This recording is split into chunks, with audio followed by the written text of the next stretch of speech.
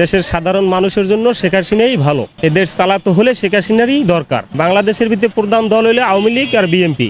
প্রধান দল এরা নাচ যদি থাকে তাহলে নিরপেক্ষটা থাকে কেমন? এটা তো নিরপেক্ষ হবে না। আগে যেরকম এক দফা হচ্ছে এরকমই হবে। আওয়ামী লীগের সময় ভোট দেওয়ার সুযোগ পায় নাই কেউ, এখনো সেটাই হবে। আমরা চাই আওয়ামী লীগ আসুক। এ যদি আসে আল্লাহর রহমতে তাহলে আমাদের জন্য আরো ভালো। আওয়ামী লীগ সাধারণ মানুষের পাশে দাঁড়াতে পারে, সাধারণ মানুষের মন বোঝে। আওয়ামী লীগের আমলে কোনো মানুষ না খাইয়ে রয়েছে, কোনো মানুষ কষ্ট করছে, এরকমের কোনো আমরা দেখিনি। আওয়ামী লীগ যা 17 বছরে করছে এটা কেউ 100 বছরেও পারবে না। অনেক উন্নয়ন করছে, পদ্মা সেতু করছে, মেট্রো রেল করছে, বঙ্গবন্ধু টানেল করছে, তারপর ফ্লাইওভার করছে।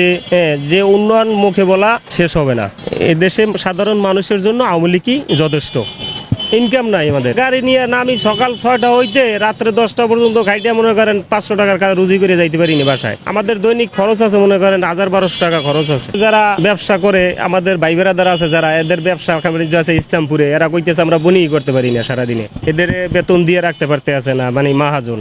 বর্তমান দেশের পরিস্থিতি অনেক খারাপ। সাধারণ জনগণের খুব ঝামেলা। সাধারণ জনগণের পাশে কেউ দাঁড়াইতে পারে নাই। দেশের মানুষ না খাইয়ে আছে, তার এদিকে কোনো খবর নাই। ডাক্তার ইউনূস ব্যর্থ, তাকে দিয়ে দেশ চালানো সম্ভব না। সে রাজনৈতিক বিষয়ে তো বুঝেই না, নিজেই স্বীকার গেছে আমি রাজনৈতিক বিষয়ে বুঝি না। আমরা যেটা খবরে দেখছি, সে সুদ খায়, তার ব্যাংক আছে প্রত্যেকটা গ্রামে জেলায়, তার ব্যাংক আছে, তার ব্যাংকের টাকা নিয়ে মানুষে কাজবাজ করে। সে যে টাকাটা নিতে আছে যেই পরিমাণে, 1 টাকায় সে 5 টাকা নিতে আছে। আমরা তো ওটা দেখতেছি না। একজন সুদখোরের হাতে এই দেশ জীবনেও নিরাপত্তা না। আগে ভালো ছিলাম, আগে আমাদের ইনকাম ভালো হয়েছে, 1200-1500 টাকার কাজ করতে পারছি। আর এখন মনে করেন 500 টাকার কাজ করতে পারি না। সারাদিন আমাদের মানে কষ্ট হয়ে যায়, যে কষ্ট বলার মতো কোনো জায়গা নাই।